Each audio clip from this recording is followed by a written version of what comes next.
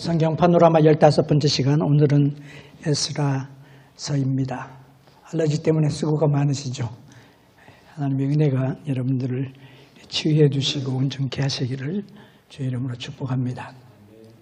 자, 에스라서는 우리가 계속해서 읽어온 역대하의 이야기의 연속으로서 어떻게 하나님이 그의 백성들을 70년 포로 생활을 약속하시고 70년의 포로 생활이 끝나게 하시고 약속의 땅으로 그들이 어떻게 돌아가고 어떻게 하나님의 약속이 성취되는가를 우리들에게 보여주는 그런 참 귀하고 놀라운 그런 말씀입니다. 근데 이것은 어떤 면에서 보면 제2의 출애굽이라고 말할 수 있겠죠. 그러나 제1의 출애굽과 제2의 출애굽은 좀 다르죠. 첫 번째는 모든 백성들이 다 함께 출애굽을 했는데, 두 번째 애굽에서 포로 생활로 돌아오는 것은 돌아올 수 있는 기회는 모두에게 주어졌지만 남은 자들이 돌아왔다 하는 사실을 우리들에게 보여주고 있습니다. 그래서 남은 자만이 이 바벨론을 떠나기를 선택하고 그리고 그들의 살던 땅을 떠나서 다시 이 불모지로 다시 개척을 하고 모든 것을 세워야 하는 그런 곳으로 돌아왔다. 그리고 그들이 그 과정에서 겪는 여러 가지 어려움과 그리고 하나님의 은총에 대한 이야기가 기록되어져 있습니다.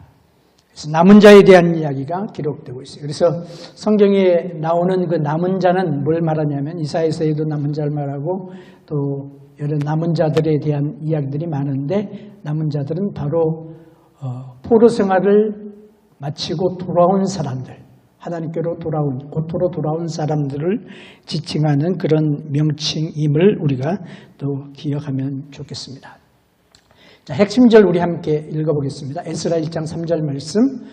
이스라엘의 하나님은 참 신이시라. 너희 중에 무릇 그 백성된 자는 다 유다 예루살렘으로 올라가서 거기에 있는 여호와의 전을 건축하라.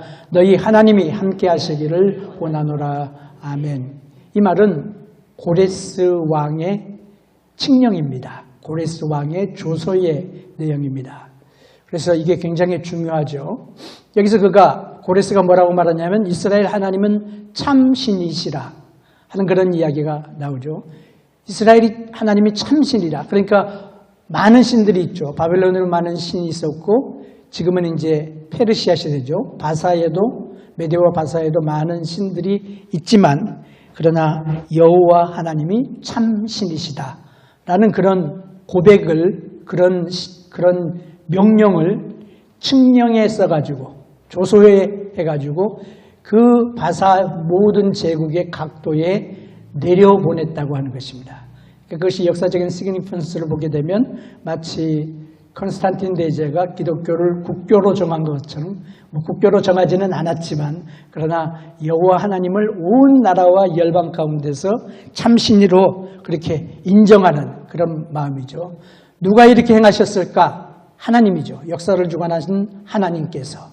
그래서 그가 한 이야기가 뭐냐면 너희 중에 무릇 그 백성된 자는 여기 보니까 말이 굉장히 오픈 클로즈죠. 너희 중에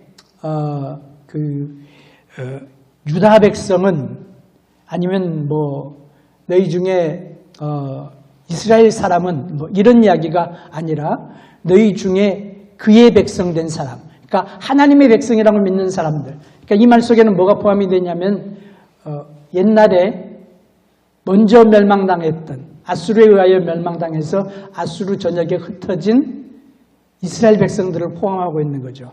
그리고 바벨론에 포로돼가지고 바벨론 그리고 이제 바사에 널리 퍼진 그런 모든 사람들에게 이제 하나님의 백성들은 다 예루살렘으로 올라가서 여호와의 전을 건축하라. 너희 하나님이 너희와 함께 하시기를 원하노라 라고 축복까지 이렇게 했죠. 그래서 이 말이 이 말씀을 이것이 바로 이제 모든 사람들이 고향으로 돌아와서 하나님의 전을 세우는 그런 일을 시작하는 그런 정치적인 그런 모티브가 되는 거죠. 참 놀라운 이야기가 여기에 기록되어져 있습니다. 자, 그 다음에 우리가 에스라 7장 10절 말씀 또 함께 읽어보겠습니다. 에스라가 여호와의 율법을 연구하여 준행하며 율례와 규례를 이스라엘에게 가르치기로 결심하였었더라. 아멘. 제가 이게 설교학 가르칠 때에 꼭 쓰는 말입니다. 설교 본문의 그 내용들을 어떻게 잡아야 되느냐, 그냥 성경에서 성경 읽고 자기 말하는 것이 아니라 성경 속에서 성경이 말하는 것을 이야기해야 된다 하면서 이제 사용하는 것인데, 에스라가 결심한 결심에 나오죠. 결심하였더라 라고 나오죠. 그리고 처음 시작하는 단어가 여기는 번역이 안 됐습니다만 영어 히브리 원어에는 키라고 하는 접속사가 있습니다. 왜냐하면 그런 말이죠. 그래서 그 말은 뭐냐면 에스라가 이제 결심을 하는데 어떻게 결심하느냐? 나는 여호와의 율법을 연구하겠다. 그 다음에 두 번째는 나는 여호와의 율법을 준행하겠다. 세 번째는 나는 여호와의 율법과 규례를 이스라엘에게 가르치겠다. 이렇게 세 가지 결심을 하죠. 그래서 에스라의 결심인데, 이 결심이 참 우리에게 신앙상으로도 배워야 될, 본받아야 될 우리의 삶의 태도다. 목회자뿐만 아니라.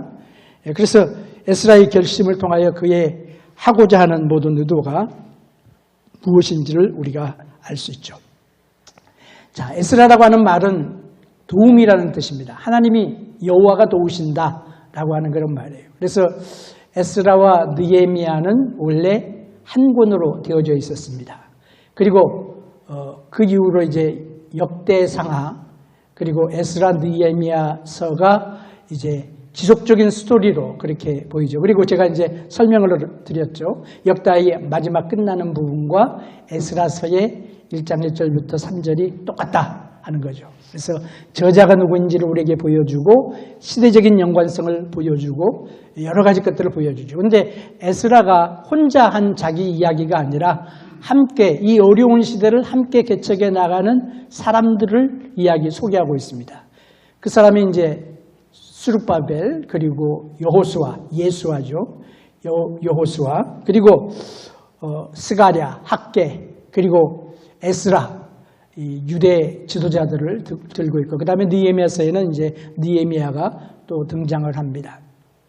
그리고 에스라서에는 여러 왕들이 등장을 합니다. 고레스 왕이 등장하고, 그 다음에 다리우스 왕이 등장하고, 아닥사스다 왕이 등장을 하고, 그래서 여러 왕에 걸쳐서 이루어진 그 중간기, 포로 이후에 되어진 그 역사를 기록을 하고, 굉장히 소중한 역사책이고 그리고 중요한 거죠.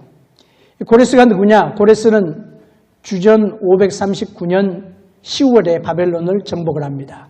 다니엘이 그 벨데사살 왕에게 예언한 그대로 메네메네 되기를 우발하신 그 말처럼 그날 밤에 이 메대와 바사가 들어옵니다. 메대가 바사가 다른 나라인데 이제 나중에 하나가 되죠. 근데 들어와가지고 이제 바벨론을 그냥 손쉽게 점령을 합니다. 근데 고레스의 정책은 뭐냐면 아수르의 정책은 뭐냐면 사람들을 고향에서 떠나가지고 다른 지역으로 보내가지고 살게 하는 거죠. 흩어버리는 게 아수르의 정책이었는데, 바벨론은 이제 지금 바사의 정책은 뭐냐면 그들에게 피정복 민족들에게 자기 고향에 가서 자치권을 주어서 살 수 있도록 그렇게 정책을 바꿨어요. 그래서 그 정책의 일환으로 이들이 이제 돌아가게 되죠. 그래서 주전 538년에 칙령을 발표하고 유대인으로 하여금 고향으로 돌아가게 합니다. 그래서 그 이야기를 따라서 그 말대로 이제 이들이 고향으로 돌아오는데 약 5만 명이 스룹바벨과 함께 돌아옵니다. 5만 명의 스룹바벨과 함께 돌아오고, 그리고 그들이 이제 다리우스 통치까지 그 성전을 세우기 위하여 애를 쓰는데 성공하지 못하죠. 그래서 이제 결국 이제 그 다음의 이야기, 성전 건축의 이야기도 나오고 여러 가지 이야기들이 이제 함께 여기서 이제 어우러져 나오게 됩니다. 역사적인 시점을 보게 되면 시대는 무슨 시대냐면 메데파사, 맨 위를 보세요. 박스를 보면 그 메데파사 나오죠. 메데파사, 페르시아 시대를 말하고, 그리고 페르시아 시대에 에스라가 있습니다. 그래서 이것은 90년, 조금 넉넉 잡게 말하면 한 100여 년 동안의 기간을 말하고 있는데 에스라서하고 느헤미야서하고 역대하하고 연결된다 그랬죠. 근데 느헤미야하고 에스라서하고 굉장히 비슷한 게 많아요. 저자가 물론 에스라로 저자가 같고, 그리고 바벨론에서부터 시작해서 예루살렘으로 끝납니다. 둘 다 그래요. 그리고 둘 다 포커스가 뭐냐면 성전입니다. 그래서 포로 생활 후에 나라를 어떻게 건축하느냐, 어떻게 나라를 세우냐, 어떻게 살 것이냐, 이 신앙을 강조하는 거죠. 신앙을 강조하는데 성전을 강조합니다. 그래서 성전이 굉장히 중요한 주제가 돼요. 그들이 돌아와서 가장 애쓴 게 뭐냐? 제일 먼저 성전 짓는 일을 하라. 마치 청교도들이 미국 가가지고 처음 한 게 뭐냐? 교회를 세웠다 그랬잖아요. 그리고 교회를 세우고 학교를 세우고 자기 집을 세웠다라고 하는 그런 유명한 일화가 있는데, 하나님 중심의 신앙. 그래서 그 신앙의 열매로 지금 미국이 세계 최대의 정말 패권 국가로서 몇백 년이 지나도록 지금 참 여러 가지 영향력을 미치고 있잖아요. 그래서 그 믿음 위에 세워지는 것이 중요하다. 그리고 또 재미있는 것은 9장에 보면은요, 기도문이 나와요. 에스라 9장도 그렇고 느헤미야 9장도 그렇고 기도문, 회개하고 강구하는 기도문이 나오고, 그 다음에 두 책 다 백성의 정결로 끝맺고 있습니다. 회개하고 새롭게 하는 것으로 이제 책이 끝나요. 굉장히 연결되어지는 그 패런을 우리가 보게 되죠. 그리고 하나님이 약속하신 그 회복, 복귀를 약속하시고 예루살렘을 재건하는 그 재건의 역사가 이루어지는 것이 바로 에스라서도 그렇고 느헤미야도 그렇고. 그래서 예레미야 29장 10절 말씀을 보면 나 여호와가 이같이 말하노라, 바벨론에서 70년이 차면 내가 너희를 공고하고 나의 선한 말을 너희에게 실행하여 너희를 이곳으로 오게 하리라 하신 말씀이 이루어졌다라고 하는 것을 역사적인 사건을 통하여서 증거하고 있습니다. 이 시대에 이제 활동했던 선지자들 보면 밑에 박스들 보시면 이제 학개라든지 스가랴 같은 사람, 그 다음에 여기는 예레미야죠. 예레미야 애가, 그리고 에스겔, 다니엘. 이 사람들 어디 있는 사람이야? 바벨론에 있던 사람들이에요. 이 사람들은 바벨론에서 예루살렘으로 돌아와서, 시대는 페르시아 시대예요. 그래서 이런 것들을 우리가 이제 마음속에 큰 그림을 담아 놓으면 성경을 읽을 때에 배경이 이렇구나 라는 것을 알게 되니까 말씀의 의미도 정확하게 알게 되고 또 깊은 의미를 우리가 묵상할 수 있게 되는 것입니다. 굉장히 배경이 중요한 거예요. 자, 누가 기록했느냐? 에스라가 기록했다. 기록 연대는 주전 444년 이후다. 이제 조금 더 정확하게 말하면 에스라는 바벨론에 포로된 가운데서 세 번에 걸쳐 돌아오거든요. 세 번에 걸쳐 포로가 된 것처럼 세 번에 걸쳐서 이제 다시 귀환을 합니다. 근데 첫 번째 귀환자가 누구냐면 스룹바벨과 예슈아, 여호수아가 돌아오고, 그리고 그 다음에 두 번째 귀환자가 누구냐면 에스라를 중심으로 한 사람들이 돌아와요. 그리고 이제 세 번째가 이제 느헤미야가 돌아오게 됩니다. 그래서 이 과정 속에서 에스라서는, 그래서 이런 역사적인 시점을 보면 조금 더 정확히 말하면 약 440년 이후에, 느헤미야서는 약 430년 이후에 쓰였을 것이다 라고 이야기하면 굉장히 정확한 것이죠. 어떻게 에스라가 쓴 걸 알 수 있느냐? 여기 보면은 이제 반복되는 표현들이 많이 나옵니다. 역대상하와 그리고 또 에스라, 느헤미야 모두 뭐가 나오냐면 목록이 나와요. 리스트가 나와요. 지난번에 우리 묵상했잖아요. 리스트가 나오고, 그리고 축제에 대한 이야기가 많이 나와요. 지파들의 족장, 하나님의 집 같은 그런 표현들이 많이 사용돼요. 그리고 레위와 성전의 인물들의 우월함을 강조하는 이야기가 많이 나와요. 에스라가 제사장이거든요.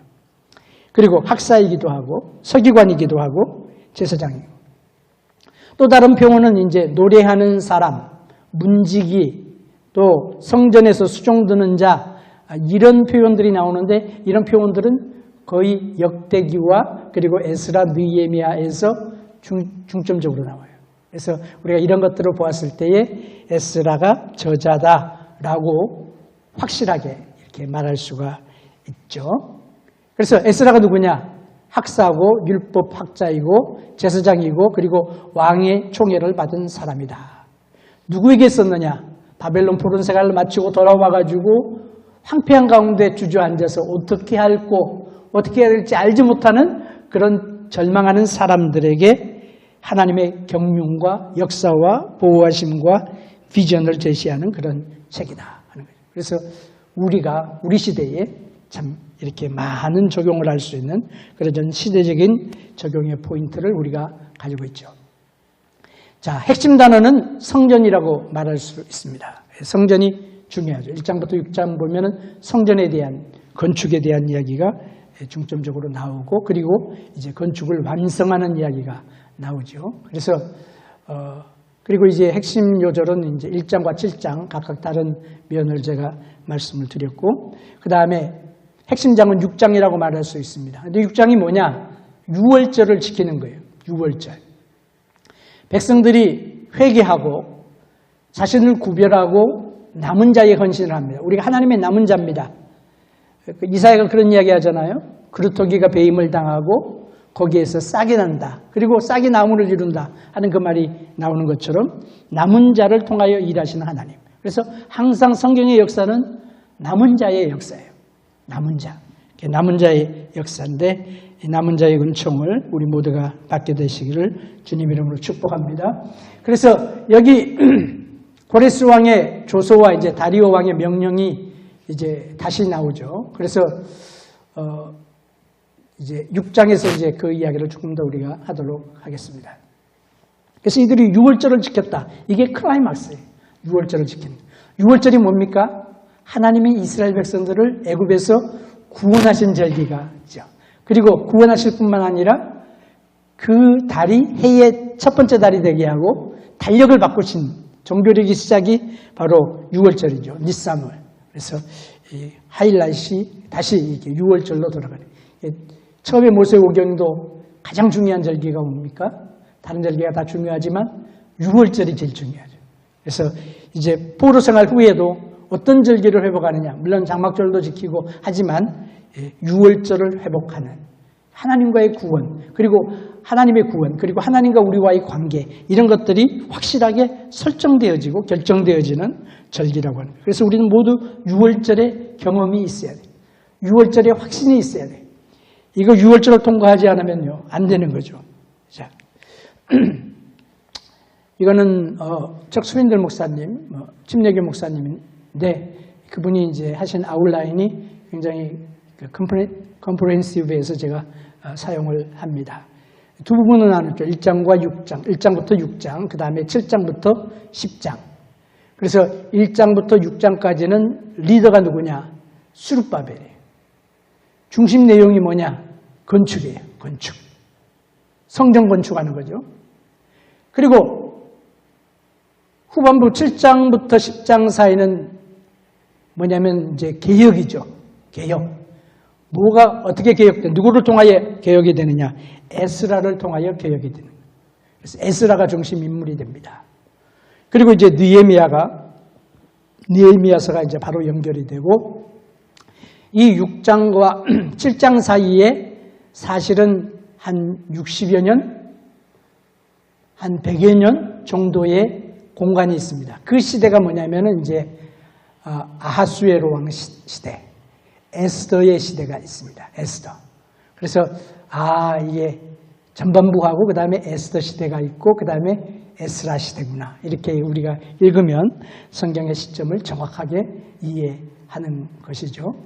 그래서 첫 번째 나오는 그 건축의 중요한 그 페르시아 바사의 왕이 누구냐면 고레스예요. 사이러스. 그리고 후반부는 누구냐면은 이제 아닥사스다라고 하는 아닥사스다 왕이 되겠죠. 아닥사스다 왕. 어디서 많이 들어봤죠? 아닥사스다 왕. 느헤미야하고 연결이 되죠. 근데 에스라하고도 연결이 돼요. 그래서 이 가운데서 이제 그 나라가 어떻게 부흥이 되고 회복이 되고 또 개혁이 되는지를 우리들에게 보여주시고 있습니다. 굉장히 좋은 아웃라인이죠. 한눈으로 딱 볼 수 있게. 그래서 이 아닥사스다 1세 때에 이제 이 시대가 이제 아닥사스다, 그 다음에 다리우스 왕, 페르시아 다리우스 2세 통치 시대가 되는 것입니다. 그래서 이제 여기 보면 여러 왕들이 이름이 나오는데 그건 또 나중에 따로 정리하도록 하겠습니다. 자, 내용 분해를 제가 큰 그림을 그려드렸는데 두 군데로 나눌 수 있죠. 첫 번째는 민족의 종교적 중심의 회복, 1장부터 6장. 그 다음에 7장부터 10장은 이제 돌아오는 사람들의 개혁 운동, 종교 개혁이 되겠죠. 그래서 에스라서는 정확하게 이제 역대하에서 끝나는 이야기를 계속하면서 하나님께서 그 백성들을 그대로 땅으로 돌아오게 하신다는 예레미야에게 하신 그 약속, 그리고 선지자들을 통하여 하신 그 약속이 분명하게 성취되었다 하는 것을 보여주는 거죠. 보여주고 증거하는 것입니다. 그래서 그 중심은 뭐냐면은 이제 종교적 중심의 회복이 나오고, 종교적 중심의 회복은 뭐예요? 바로 성전. 신앙생활의 중심은 뭐예요? 성전. 그래서 성전이 회복되고 그 다음에 두 번째 회복은 뭐냐면은 돌아온 사람들의 종교개혁이 일어나는 거죠. 그러니까 성전을 중심으로 해서 생활하는 사람들이 성전을 통하여 회복될 뿐만 아니라 그들의 개인적인 삶에서도 회복이 나타난다 하는 사실을 우리들에게 보여주는, 그것이 바로 우리 신앙생활의 좋은 패런을 보여주고 있어요. 우리가 교회를 떠나서 신앙생활의 회복이 안 됩니다. 하나님이 교회 중심으로 살도록 그렇게 계획하셨어요. 그래서 무교회주의자들도 많고 또 교회가 마음에 안 드는 그런 부분들이 있지만, 그럼에도 불구하고 하나님이 이 세상에서 사용하시는 사람들은 교회예요.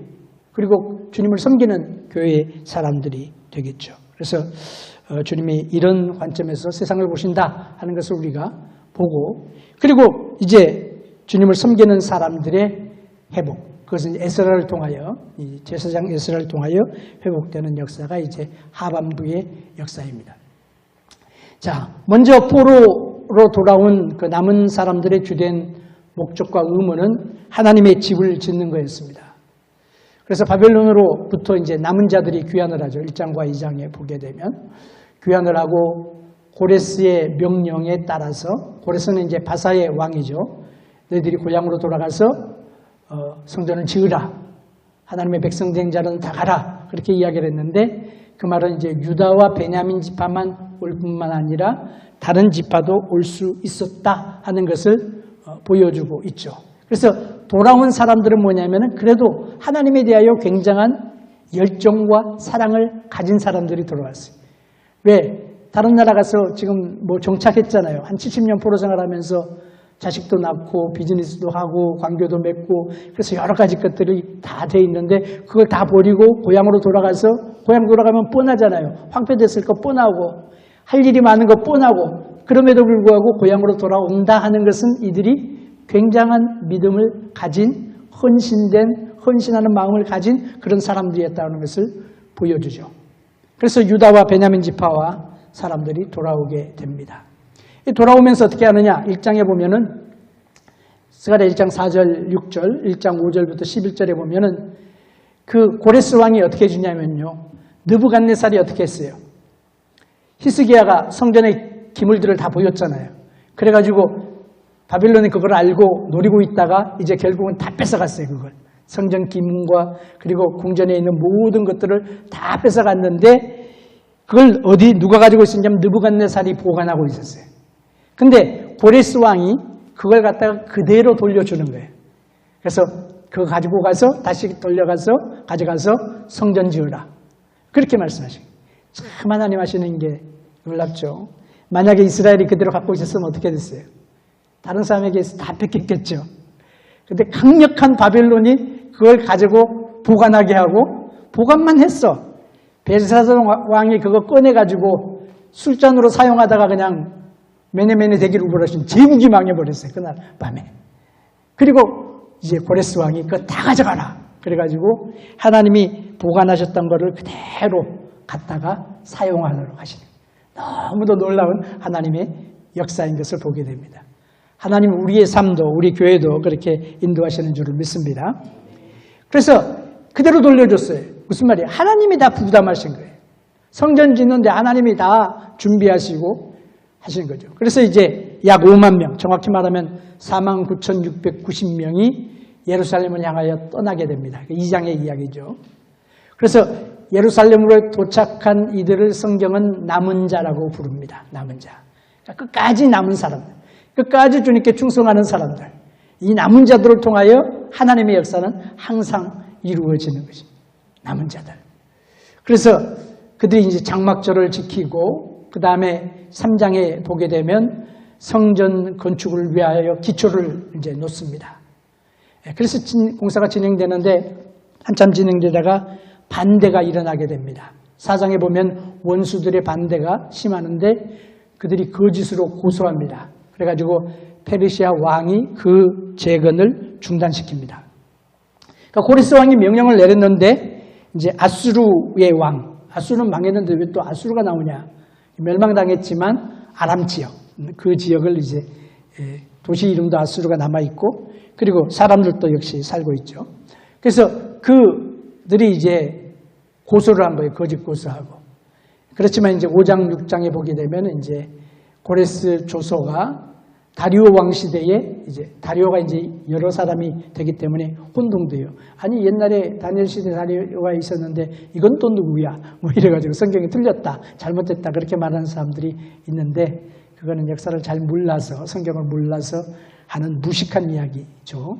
그래서 이제 다리오 나중에 이제 그 교통정리를 제가 해드리겠습니다만 다리오 왕이 이제 명령을 합니다. 고레스 왕이 정말로 그런 명령을 내렸나?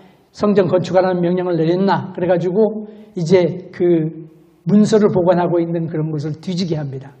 뒤지게 했더니 거기에서 고레스 왕의 조서가 발견이 됐어요. 그래서 고레스 왕이 명령했다.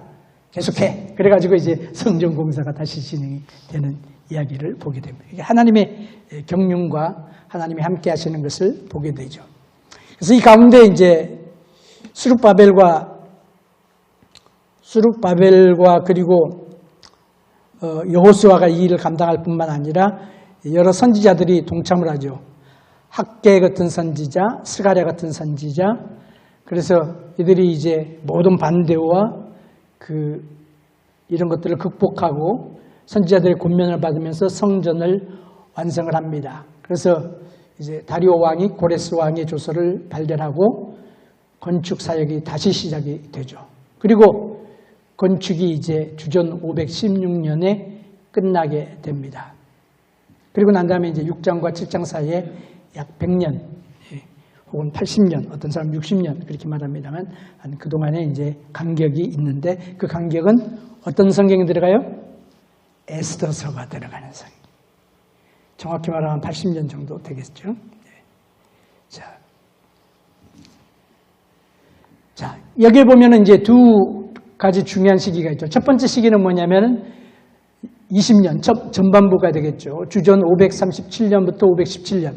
그래서 바사의 고레스 1세로부터 다리오 왕 6년까지 그 기간인데 이 기간 속에는 이제 스룹바벨과 제사장 여호수아 그리고 성전 재건하는 그 역사, 스가랴, 학개, 이런 여러 가지 말씀들 속에서 이제 우리가 또 그 배경을 찾아볼 수 있습니다. 이 고레스 왕이 누구냐? 고레스 왕은요, 태어나기 한 200년 전에 이사야가 예언을 했어요. 고레스는 바사의 왕이란 말이죠. 페르시아의 왕이에요. 근데 고레스에 대한 예언이 이제 이사야 44장과 45장에 보면 이사야가 예언을 합니다. 그래서 뭐라고 예언을 하냐면 23절부터 44장 23절부터 쭉 읽으면 좋겠습니다만 제가 28절만 읽을게요. 44장 28절 고레스에 대해서는 이르기를 그는 나의 목자라 나의 모든 기쁨을 성취하리라 하며 예루살렘에 대하여는 이르기를 중건되리라 하며 성전에 대해서는 이르기를 내 기초가 세움이 되리라 하는 자니라.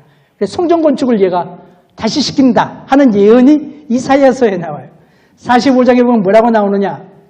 하나님이 이렇게 말합니다. 나 여호와는 1절 45장 1절 나의 기름 받은 고레스의 오른손을 잡고 열국으로 그 앞에 항복하게 하며 열왕의 허리를 풀며 성문을 그 앞에 열어서 닫지 못하게 하리라. 내가 고레스에 이르기를 너는 앞서가서 험한 곳을 평탄케 하며 논문을 쳐서 부수며 쇠빗장을 꺾고 이런 말씀이 누구에게 나와요? 고레스라고 하는 사람, 사이러스에 하는 사람이 나오죠. 사이러스가 이것은 저의 생각입니다만 어떻게 그런 칙령을 내릴 수가 있을까? 유다 백성들이 가서 너희 하나님이 참신이니까 여호와가 참신이니까 모든 백성들 올라가서 성전을 지으라. 하나님이 너희를 복주시기를 원한다 하고 그런 이야기를 할 수 있었던 이유가 뭐냐? 분명히 고레스가 이사야서를 읽었을 거예요. 누가 읽게 했을 것 같아요? 성경 인물 생각나는 사람 있어요? 다니엘이 있잖아요. 다니엘은 뭐냐면 바벨론 마지막 왕이었던 벨사살 왕, 그리고 다리오 왕은 이제 메대의 바사의 다리오가 있고 바사의 다리오들이 있고 그래요. 그래서 다리오라고 하는 이름은 좀 많은 사람들이 그 이름을 썼던 파퓰러한 그런 이름이에요.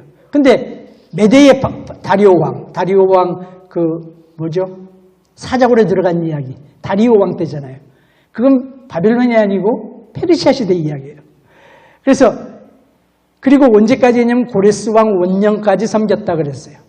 다니엘서에 보게 되면. 그래서 이건 저의 생각입니다만은 하나님의 그 계획과 경륜을 고레스가 그때 당시에는 바사 사람들에게 인정을 받고 바사 전체를 통치하는 세계의 총리 가운데 수석 총리가 다니엘이니까 물론 나이가 굉장히 많았죠.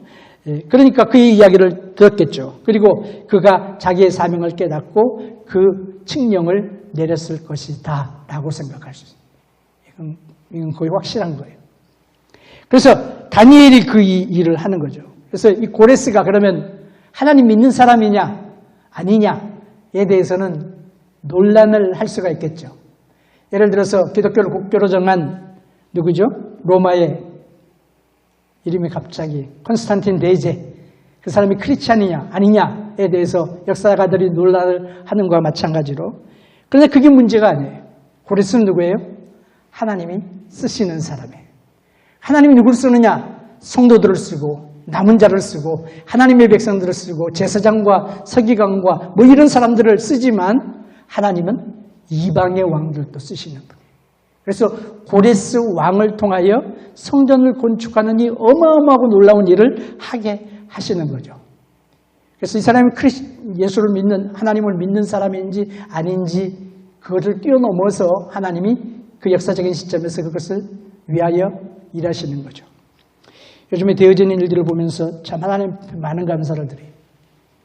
이번 미국 어드미니스트레이션에 들어오기 전에는 난 예수님이 굉장히 빨리 오실 것 같았어. 여러 가지 정치와 경제와 사회와 모든 것 되어지는 것을 보니까 너무 혼돈되고 너무 거짓이 많고 정말 벼랑 끝에 서 있는 것과 같은 정치와 모든 나라가 그랬었는데 하나님이 그래도 우리가 좋아하든지 싫어하는지 그건 모르겠습니다만은 트럼프를 이 시대를 위하여 지금 쓰시는 거예요. 그래서 우리가 하나님 역사가 우리 가운데 이루어지기를 위해서 우리가 기도로 도와야 되는 것입니다. 이야기가 좀 딴 데로 갔지만 봅시다. 그 다음에 이들이 뭐예요? 종교생활의 개혁이 일어나게 합니다. 이제 후반부죠. 돌아온 자들의 종교개혁. 누가 그 개혁의 중심에 서느냐? 에스라가 등장을 합니다. 포로 생활 돌아온 다음에 이제 몇 세대가 지나면서 이스라엘의 영적인 상태가 매우 힘들어졌어요. 그렇잖아요. 힘든 가운데 성전을 건축하려고 그러는데 방해는 많지요. 또 원수들이 방해하지요. 또 못하게 하지요. 공격하지요. 여러 가지로 고소하지요. 느헤미야서 보면 그 어려움이 말도 없이 많은 거예요. 성벽 짓는 거 가지고도 그러는데 성전 짓는 거는 말할 것도 없죠. 이 가운데서 성전을 짓고 난 다음에 하나님이 뭘 주시느냐.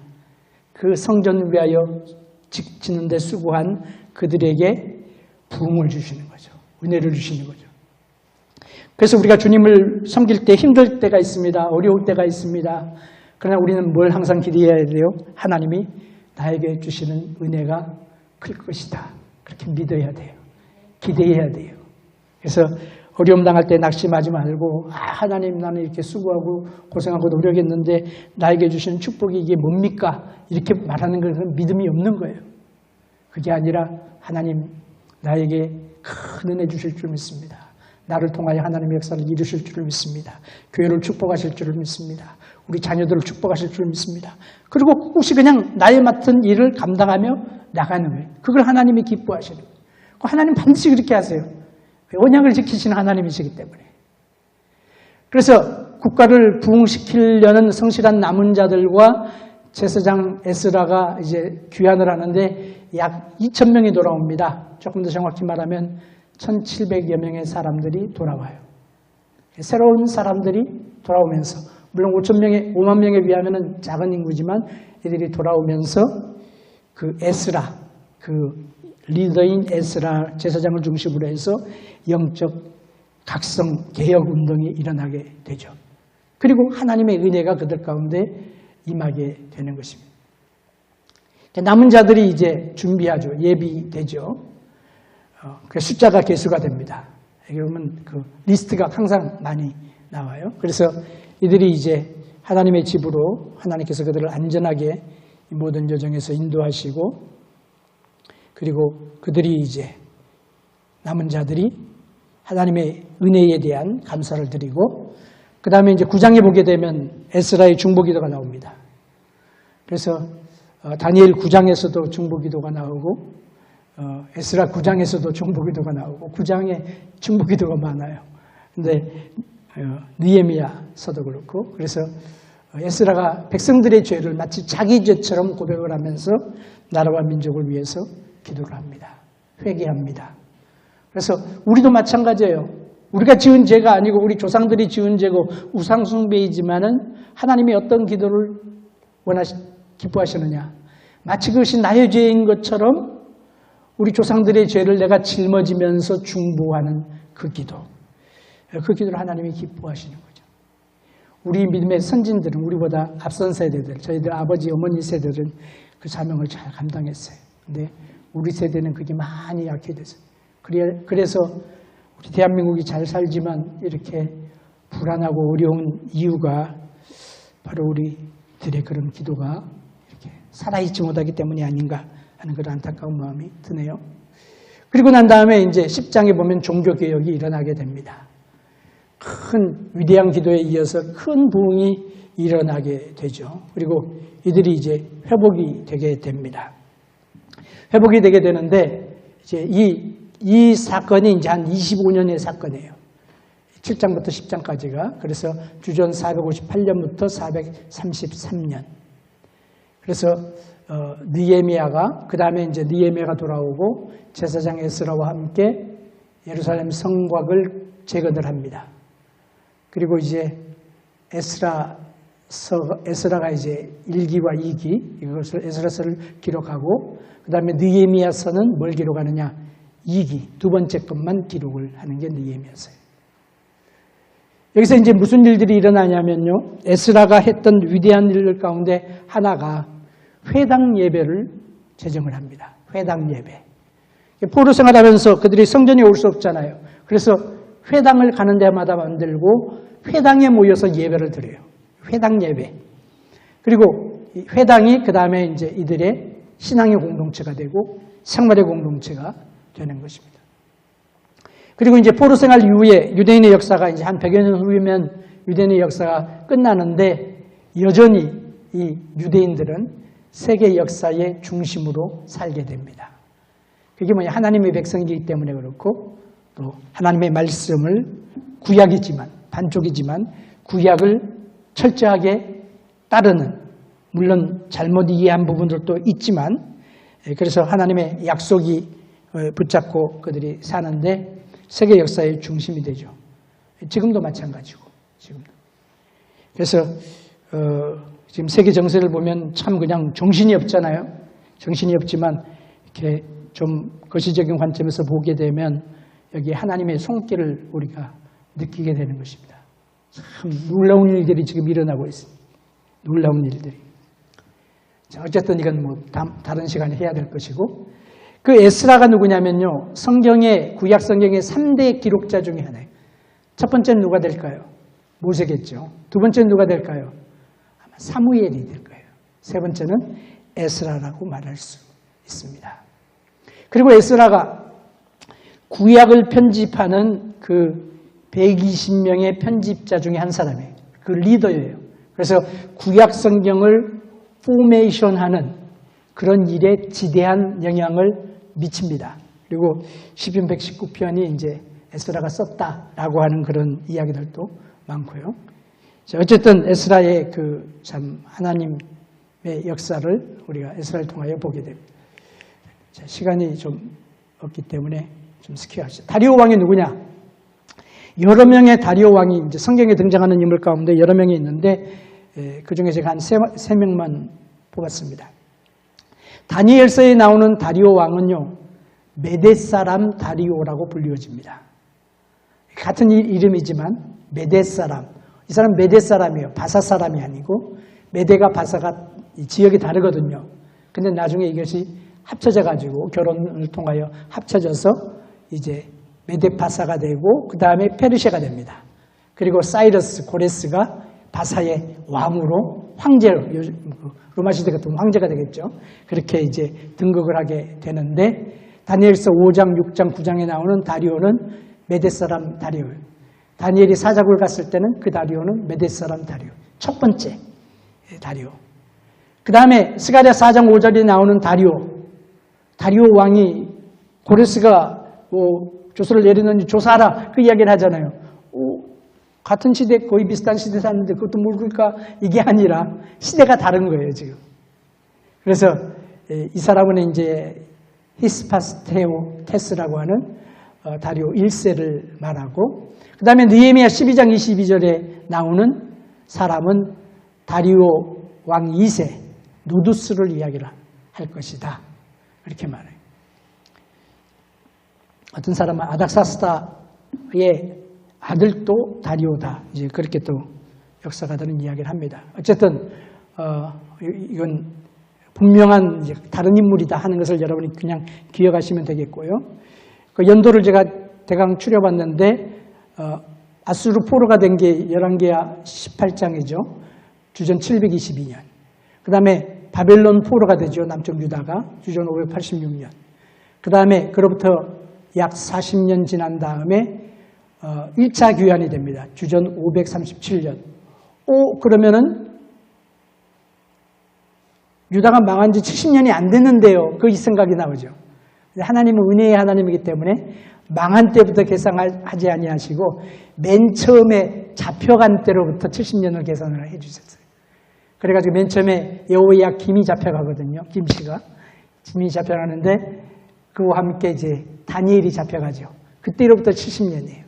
그러니까 하나님이 70년 포로 생활을 해도 사실은 70년이 아니야. 이렇게 따져보면은 거기서도 역시 하나님이 은혜의 하나님, 긍휼의 하나님을 볼 수 있고, 그 다음에 516년, 주전 516년에 성전이 복구가 되고, 579년에 이제 에스더가 왕후가 되고, 그 다음에 458년에 에스라가 돌아오고, 445년, 이 연도는요, 1, 2년 차이는 있어요. 1, 2년. 어떤 사람은 444년. 차이가 있는 것은 왜 그러냐면 어디서부터 카운트하느냐에 따라서 1년 혹은 2년의 차이가 나옵니다. 그러니까 비슷하면 그냥 맞다 그렇게 생각을 하시면 되겠어요. 느헤미야가 돌아오게 되고, 느헤미야가 와서 이렇게 성벽을 쌓고 지나다가 다시 돌아갑니다. 한 30년 후에 다시 돌아가는 그런 것을 이제 우리가 보게 됩니다. 그래서 아닥사스다 왕 밑을 가서 다시 느헤미야가 섬기게 됩니다. 역시 이제 바사 왕들 리스트를 했는데 이제 성경 레퍼런스를 내가 했습니다. 나중에 시간이 되면 이제 보여드리도록 하고요. 그래서 성경의 역사와 기록이 정확하다 하는 것을 제가 보여드리기 위해서 일부러 이 표를 제가 보여드립니다. 자세히 보시면은 다 연결이 돼요. 자, 이 시대가 이제 흐름을 보게 되면 다니엘서, 에스겔서가 이제 포로 시대 때 이야기죠. 그리고 바사의 왕들이 나온 이후에 이제 고레스 왕, 그 다음에 메대의 다리오 왕 때가 이제 에스라서가 되죠. 스룹바벨이 귀환하고 성전 건축이 시작이 되고, 그리고 이제 다리오 왕 1세 성전 건축이 재개가 되고 이제 왕공이 됩니다. 왕공이 되고, 그 다음에 아하수에로 왕 때가 이제 에스더 시대가 되고, 그리고 아닥사스다 1세 이때가 이제 에스라가 귀환하고 느헤미야가 귀환하고, 그런 배경이 되는 거죠. 그래서 우리가 이 표를 보게 되면 이렇게 크로놀로지가 이렇게 되는구나 이제 우리가 알 수 있고. 자, 지나갑시다. 에스라의 회개 기도가 나오는데, 그 언어가 무슨 언어로 쓰여졌냐면요, 히브리어로 쓰여졌어요. 에스라와 느헤미야 히브리어로 써 있고, 그리고 아람어가 들어가 있습니다. 무슨 아람어가 있어? 근데 아람어가 왜 들어가냐면요, 그때 당시에 통용어가 아람어였어요. 그리고 그 아람어는 예수님 시대에도 그 지방의 통용어가 아람어였죠. 물론 헬라 말은 이제 세계 통용어지만, 그래서 이제 주로 아람어로 기록된 부분들은 어떤 거냐면은 이제 그 왕의 조서, 기록 문서, 편지 이런 거 인용할 때에 그걸 그대로 이렇게 따서 기록을 한 것 같아요. 에스라가. 그래서 그런 부분에서 이제 이렇게 좀 복잡한 것 같지만 사실은 다 이유가 있는 그런 언어로 기록이 됐음을 우리가 알게 됩니다. 에스라의 주제는 예배, 성전이죠. 그다음 하나님 말씀, 그리고 하나님께 대한 신앙, 이것이 이제 주제가 되고, 에스라의 목적은 뭐냐면은 결국은 하나님께서 다윗에게 약속하신 것처럼 후손들이 다시 돌아와가지고 그 땅에 살고, 그 땅에 있는 후손들을 통하여 누가 오시냐면 예수님이 오신다 하는 사실들을 우리에게 보여주고 연결시켜주고 있습니다.